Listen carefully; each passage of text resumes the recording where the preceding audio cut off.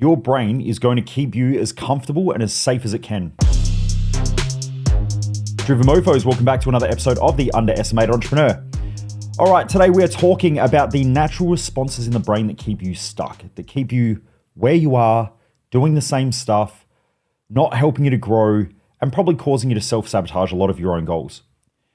So last night on the group coaching call that I do, so every Monday night I do a group mindset coaching call with my whole community. So these are people in my Dominate program, my mid-ticket program, the $750 for the coaching program, mindset, health, and so on, and then all my business coaching clients as well and coaches.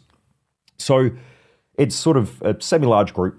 And one of the most common questions that keep coming up in that Monday night call is I want to move forward and I want to grow. I want to do all these great things. Now, most of you out there are probably doing this, right? You've probably got a lot of goals. You've got dreams. I mean, why would you listen to a podcast if you didn't want to grow? Why would you listen to someone like me if you didn't know that you had to change and grow your mindset or grow your habits, grow your behaviors, think differently? So you're trying to transform your thoughts and you're trying to transform your life. I assume anyway, I could be wrong. Maybe someone's just listening to this because they have no life and they've got nothing better to do than just sit back on the couch and smoke a bong and listen to this podcast, but I doubt it. So most people want to grow. Most people have bigger goals. They want to grow their business. They want to improve their health. They want to improve their intimate relationship. They might want to improve their family circumstances. They might want to improve their mindset.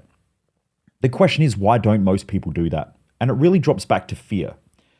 So if we go back to the great philosophers, the majority of them talk about two states that we're consistently in. One is love, one is fear. Now, all emotional states are driven from a fear response. I get debated about this quite a lot. But positive emotions are still a fear-driven response. And what I mean by that is that we crave pleasure or we crave happiness or we crave joy when the opposite is happening in our psychology as well. So it was Confucius who said that chasing happiness is normally the cause of unhappiness. But when we get happiness, most people fear its loss. So normally what will happen, it's like when you go on holidays, right? You want freedom, you get this freedom for a little bit, but at the same time, you start to fear the loss of money because you're on holiday. So you start worrying about money a little bit more because you're on shit, I'm spending cash. I've got to work hard to get that. And so you partially know that you're losing it. Then you probably also know that you're partially losing health when you're on holidays as well, because maybe you're going backwards with your diet. Even though there's this pleasure there, there's still part of this fear or this negative response that happens inside our mind. This creates this loop, okay? And we tend to just loop in our own minds. So next time you're on holidays, watch the fears that pop up or watch the worries that pop up. A lot of business owners go on holiday to get away from whatever the stresses are or the problems in their business, yet they start worrying about what's going on in their business when they're away. So it's actually the fear that drives the feeling of feeling trapped, and then they want to get away from that, which then causes freedom. But when they're free, they fear the fear of losing that freedom again, and so it makes them feel trapped. These are called vicious cycles. And this is also what causes this thing called rumination in the brain, where we just loop on ideas or we loop on thoughts. I really wanted to talk a lot about this because most of you aren't getting the results you want because you're making a lot of your decisions out of fear. And you're either stalling, holding yourself back, or reacting in a way that is causing you to fall back into fear. So you might have short periods of time of happiness and joy and fun and excitement. But when you do that, it will throw you back into the fear and the stress and the worry because you'll keep looping. And so this brings me back to what I really wanted to talk about is you have to have faith that things are going to work or you're going to be driven by fear your whole life.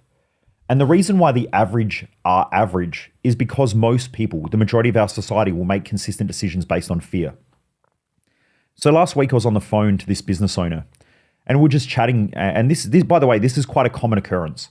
I'm chatting to this business owner. He said, I want to grow my business. I want to scale things. I want to hire more staff. I really want to grow the business. Money's important to me.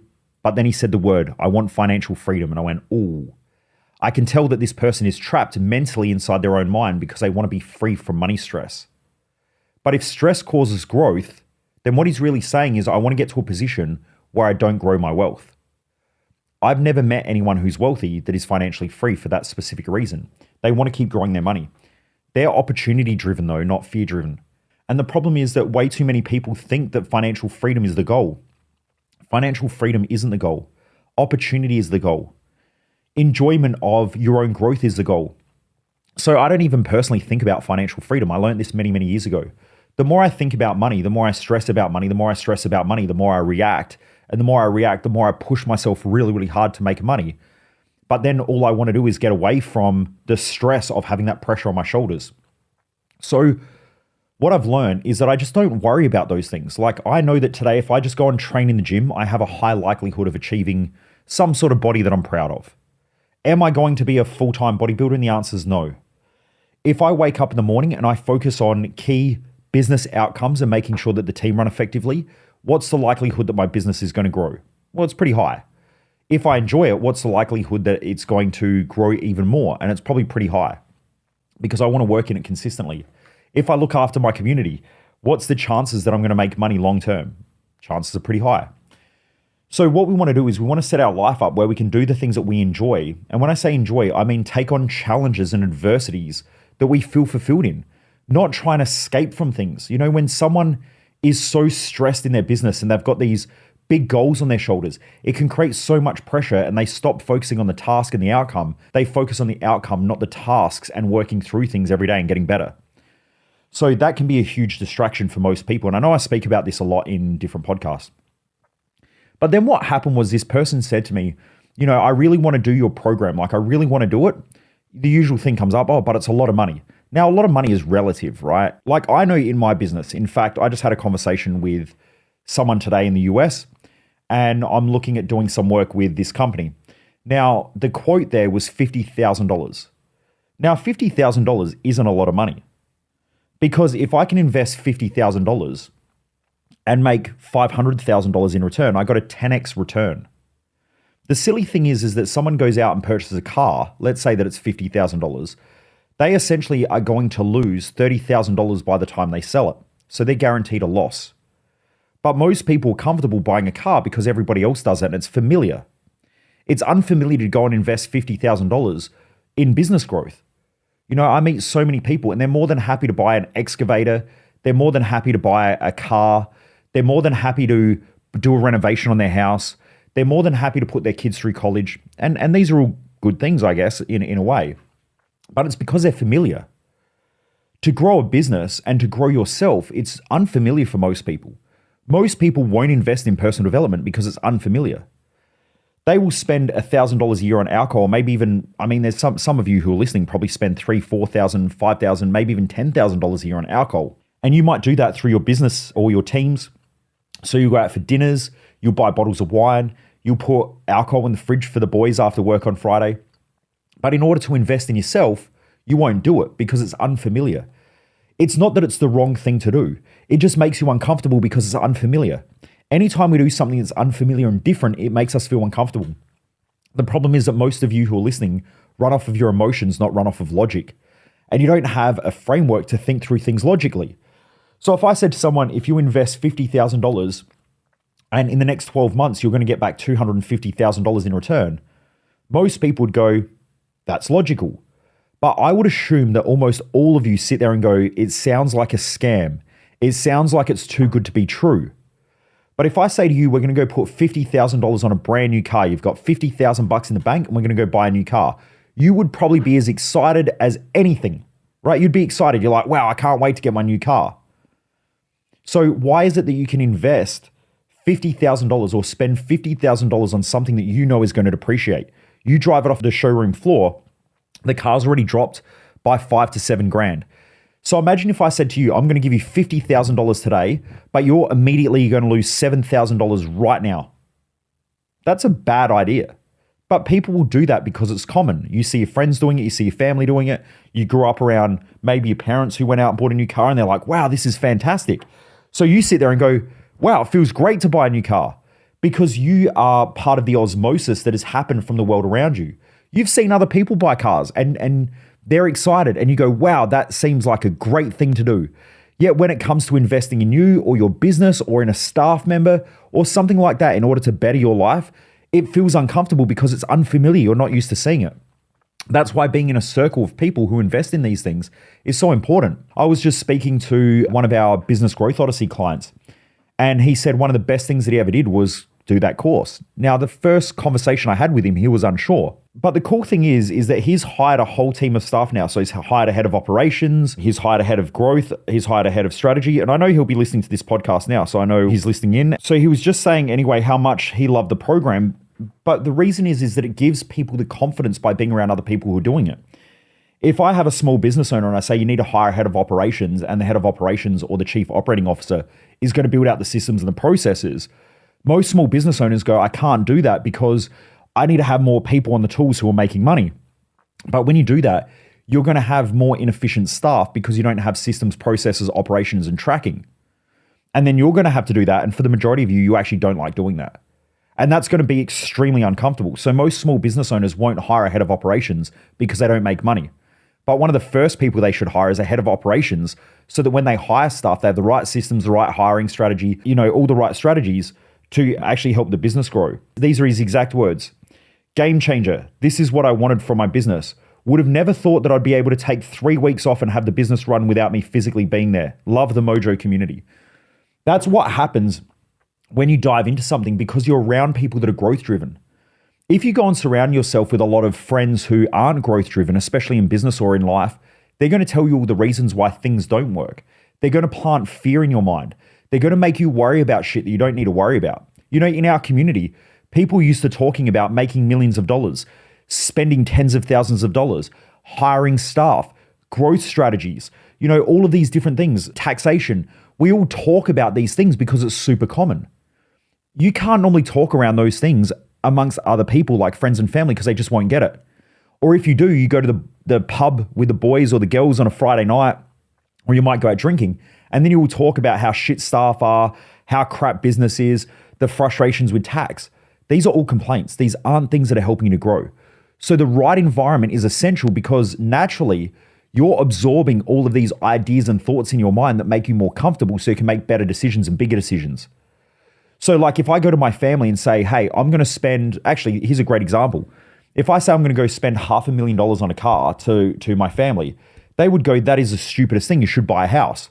Why? Because common people buy a house. It's comfortable. When I went to my accountant who's used to working with very, very high level business people, he said, okay, run me through the strategy. I told him why I thought it was a good idea and why it would help the business to grow. One of the things that he said was, if you believe that you can pull that off, I think it's the right thing to do. And so we discussed how we're going to make it work, how we're going to do it tax-wise, how we'd take, how we'd use it as a tax advantage, also how I would leverage it in marketing and branding, how it would open up new networks as well by being around the right types of people. And so I made over $200 and something thousand, like $250,000 in my first year of owning that car. Now, if I've got to pay $100,000 for that car in the first year, or maybe even $120,000, yet I made $250,000, that's a good return on investment. If I went out and bought a $50,000 car that depreciates down to $35,000 and I don't have a way of writing it off or claim it on tax, that's a really bad idea, but that's what most people do. Most of you who are listening would do that. So you have to think differently. There was someone today on TikTok. Now, I don't normally really care about most messages on social media because most people who comment aren't really that intelligent anyway.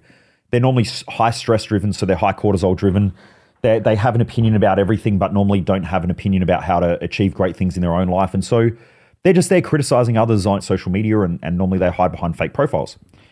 But this one person on there commented and he said, Mojo's an absolute fraud. He doesn't even own his car and he lives at home with his parents. First of all, that's great in theory, right? I wish part of me lived at home with my parents. If I could get along with my parents for longer than like 2 days without arguing with them and getting in a fight with my mum, I would probably live at home with my parents. My mum is very independent and likes to have things her own way, and I'm very independent and like to do things my own way, so we clash. I love my family, but it's better off that we don't live together. So I don't know where they came up with that thought or that idea. The second thing, now it's someone who probably has no idea even who I am, but the second thing that was really interesting, they said Mojo doesn't even own the car, and then something like it's rented or it's leased or whatever. This is why you've got to be careful surrounding yourself with the right people, because highly intelligent business owners that are used to having proper corporate structure, I don't actually own anything. Now, if I tell wealthy people I don't own anything, they go, well, that's pretty smart.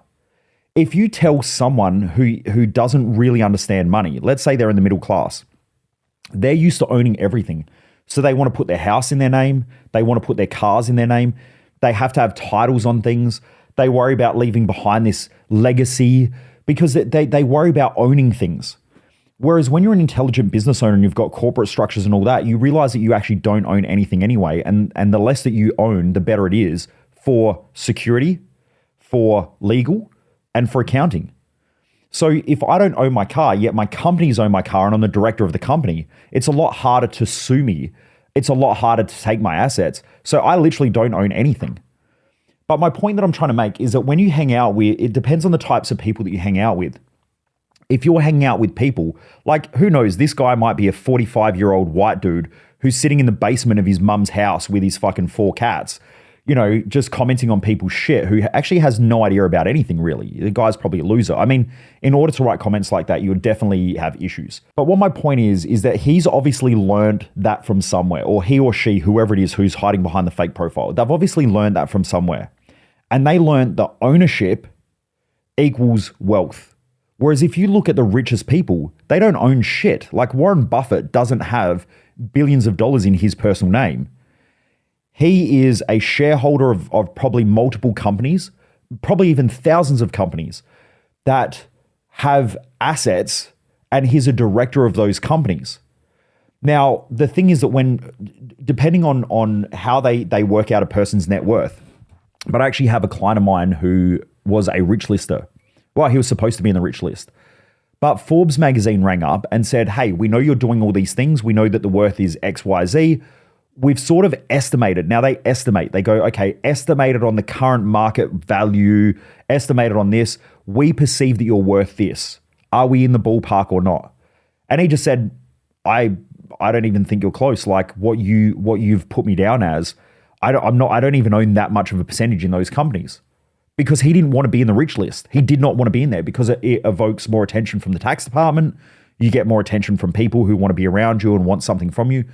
So a lot of the high-level rich listers actually don't want to be in the rich list. They do whatever they can to get off of the rich list. For some of them, it's extremely hard to do that, though, when you have large sums of money.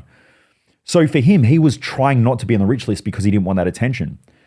So a lot of those numbers were just made up. When he told me about this, I was like, wow, so those numbers aren't even real. And he said, well, no, of course not.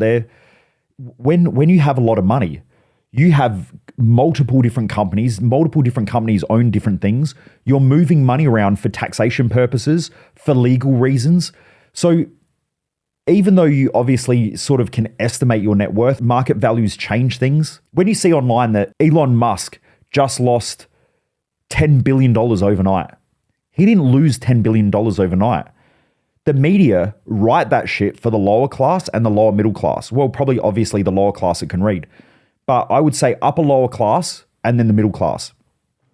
They write those articles because for someone to look at it and go, wow, losing $10 million, that's crazy. But he didn't lose $10 million. All that happened was that the share market estimates that his business is worth X amount. But now a whole bunch of people, or the market's dropped or the market's changed. And so people have sold those shares. And so now the share price is less. That doesn't mean that he lost $10 billion. It just meant that if he sold his shares today, they would be worth $10 billion less than yesterday. But if you don't sell the shares, he hasn't lost anything, right? To me, it's like buying a car. And that car, a good example of this is my Audi. When I bought my Audi R8, I bought it at the bottom of a market. And I did it for a very specific reason because I knew they would go up on price because they're sort of like a cult car. Now, the price of those cars has gone up in the last couple of years, but it's only gone up on paper. I haven't sold the car, so I haven't made more money. So if I said my car was now worth $50,000 more than what I paid for it, that's what it's worth on paper. I still have to sell it. Someone has to come along and say, I believe that it's worth that much. You can go out into the market and say, I believe it's worth this much. And people say, well, I don't want to pay that. That means that it's still not worth that. So my point is you have to be really careful of who you surround yourself with because often people are told wrong information. They're surrounded by people aren't where you want to be. And if you listen to that advice for long enough, it'll become the way that you think and the way you interpret the world. And that's why this person online says, well, you don't own anything or you don't own your car. That's because no smart person that has a company structure buys a car outright. It is fucking stupid. And here's why. The government allow me to depreciate that expense. Now, there are other things that are going on as well. It depends on your tax structures and all that stuff. But what I do know is that I would never try to understand someone else's tax or legal structures unless I knew all the facts. Because there are so many different ways, depending on different accountants and depending on different interpretations of law, as to how you can structure things. So, for example, you might buy a car outright in a company and then rent it to another company in order to create a depreciation, right? And then you can ride that off on tax and so on. You might pay half down and half later because you've got the cash sitting there and maybe the interest rate is too high and it's not worth you spending that money. The reason why most people make these assumptions is because when you buy a house, most common people buy a house, there is a set interest rate, and then the goal is to pay off the house as fast as you can, which is probably an intelligent thing.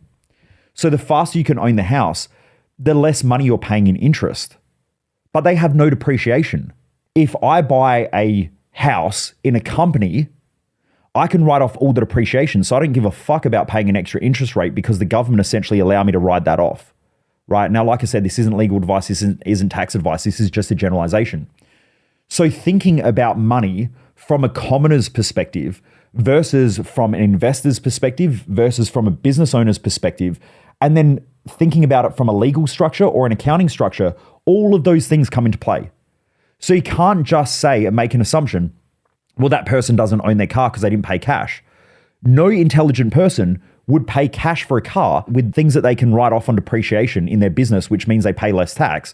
And then the second thing is that there are other things that you can do as well in order to use that money. So for instance, if I'm paying 4% interest on a car, or even let's say 5% interest on a car, if I pay 5% interest on a car, yeah, I have an opportunity to go and invest in something that gives me a 15% return.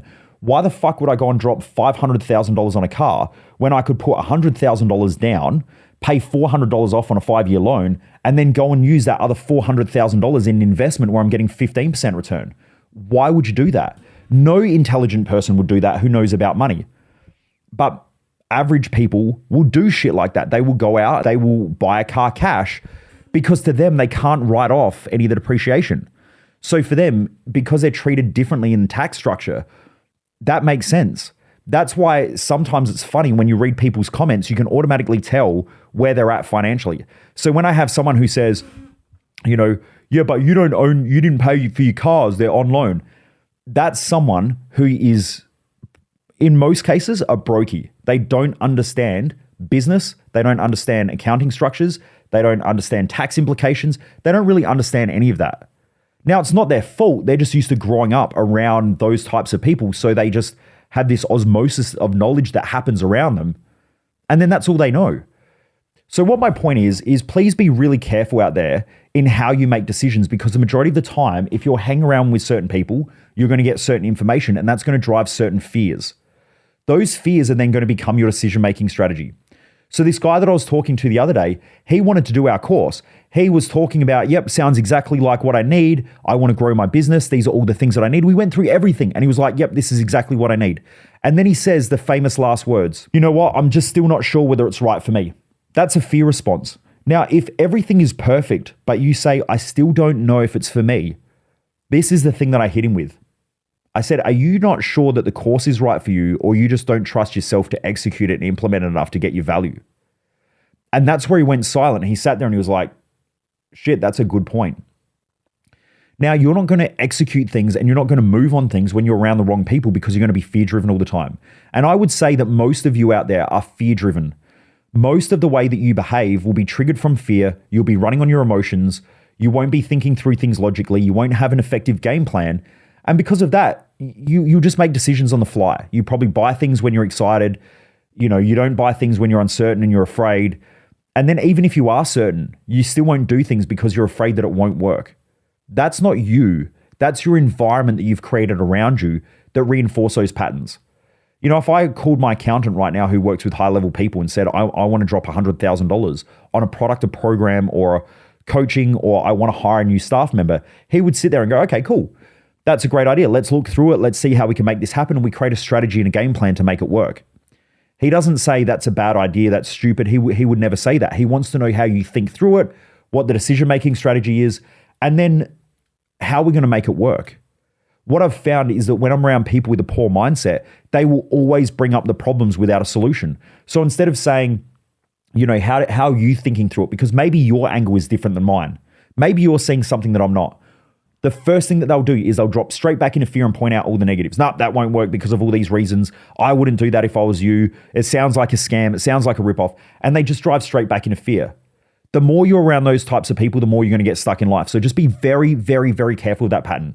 Who you hang around is who you become. The wealth of the top 5 people that you hang around, that you spend the most time with, will be you. Now, if you're hanging around the majority of your time, family members who aren't doing that well financially or who aren't business owners, you're essentially screwing yourself out of running an effective business. If you're around people who aren't healthy and who aren't fit, and they're the top 5 people you hang around, then don't be surprised if you're not healthy and fit. Sometimes it will work, but very rarely. You are going to be a combination of those 5 people that you spend the most time with, right? And their knowledge. That's why you have to segment your life up in a way to go and spend time with people who are doing better than you so you can learn off of them. And so you can extract that knowledge off of them. You want to hang around with business owners who are crushing it. You want to hang around with people with their mindset who are doing amazing things. You want to go and be around people who are fit and healthy if you want great health. You want to be around people who are good communicators and have a great family if you want to have a great family and a great relationship and want to be a great communicator. You need to learn those skills by being around those people. Okay, so you want to spend more time with those people and less time with the other people. Anyway, I hope that helps, Driven Mofos. Have a great day. Keep kicking ass. And also, I know that a lot of you have been sharing this podcast. I know, Gabe, if you're listening, thank you. I saw you sharing it the other day. Ben McGreen as well. He's one of my private clients. I know you shared my podcast. Peter Savage, mate, he's always out there sharing my stuff from Savage Finance. Thank you for sharing the podcast as well on your social media. Big Bazza, who's sharing as well. Bryden, who's been sharing it as well. Anyone I've missed, I really do appreciate it. I see it pop up on my social media throughout the day and I share it on my page as well. So please, if you haven't shared it with friends and family and you're enjoying this podcast, please just share it on your socials. Let's get it out there more. Let's get this knowledge out to the world and let's help people to keep thriving and kicking ass. Anyway, Driven Mofos, have a great day. Keep kicking ass and I appreciate all of you. See you on the next episode. Most people waste their life and I just don't want you to be one of them.